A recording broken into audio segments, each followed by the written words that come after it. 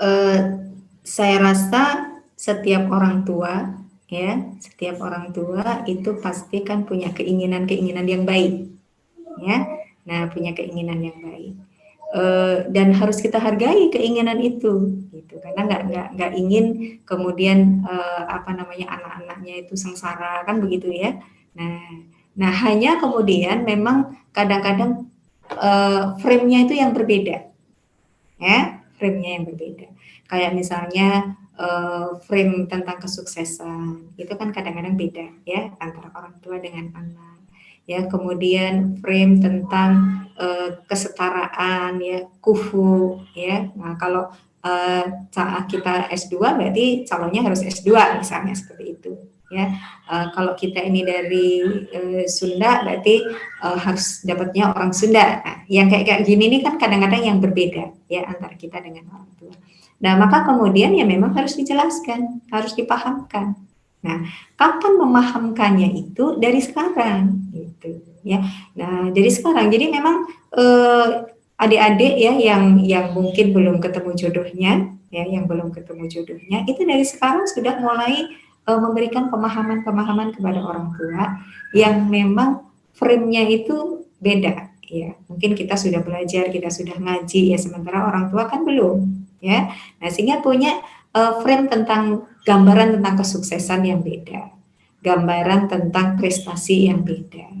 Nah, ini maka dari sekarang ini harus disamakan, menyamakan persepsi, ya, saling berinteraksi dengan orang tua, ya, untuk menunjukkan saling berdiskusi dan sebagainya, agar kemudian ketika adik-adik semua ditemukan jodohnya oleh Allah Subhanahu Wa Taala dengan kriteria yang begini, itu sudah gampang untuk kemudian menyampaikan kepada orang tua. Gitu.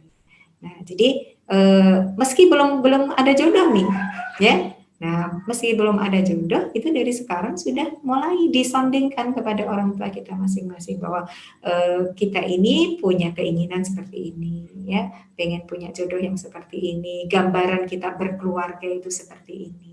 Nah, harus disondingkan. Nah, sehingga nanti terjadi diskusi, ya, terjadi perbincangan dengan orang tua, gambaran-gambaran dan seterusnya yang membuat orang tua itu nanti tidak kaget. Karena kalau tidak begitu yang terjadi pasti tadi ada gesekan-gesekan ya, konflik-konflik itu baru soal calon ya, soal calon. Belum lagi nanti soal bagaimana melaksanakan pernikahannya ya. Nah, kan pernikahan itu harus mengandung keberkahan ya, berarti harus dijalankan dengan secara syar'i ya.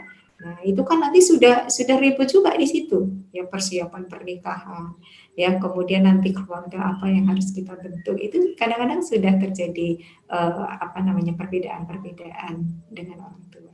Nah, maka kemudian memang harus dijelaskan dari sekarang ya. Nah, pertama memang harus kita hargai dulu, jangan kemudian langsung kita bikin gap dengan orang tua ya, nanti akan menimbulkan konflik yang berkepanjangan. Jadi kita hargai bahwa orang tua punya keinginan begini, punya keinginan begitu, itu pasti dengan niatan baik. Kita harus punya prasangka baik dengan orang tua kita, bahwa dia pasti punya keinginan baik bahwa anaknya itu nanti begini dan seterusnya.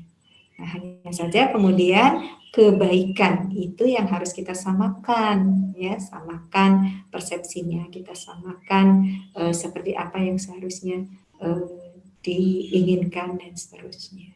Itu ya. Dan kalau sudah jodoh ya, kalau sudah jodoh itu kan kita kemudian nggak akan bisa berpikir lagi, oh ternyata kok dia cuma S1 ya sedangkan saya S2 ya. Kalau sudah jodoh itu kan Allah yang mengatur ya. Nah, tetapi orang tua kan selalu memang punya keinginan-keinginan yang menurut pandangan mereka itu adalah pandangan yang baik. Ya, itu.